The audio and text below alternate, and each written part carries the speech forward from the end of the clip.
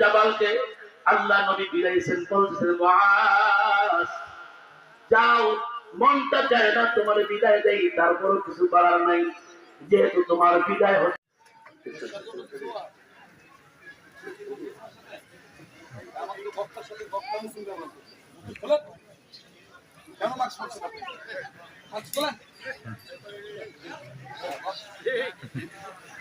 আমি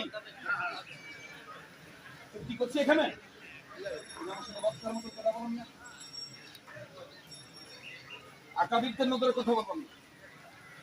আলহামদুলিল্লাহ, আমাদের প্রধান অতিথি, আমাদের আজকে মাহফিলের মধ্যমণি আমাদের মাঝে হাজির হয়ে গেছেন। হুজুর এখনই বয়ান করবে। আলহামদুলিল্লাহ, ওয়াখির দাওয়া আলহামদুলিল্লাহ রাব্বিল আলামিন।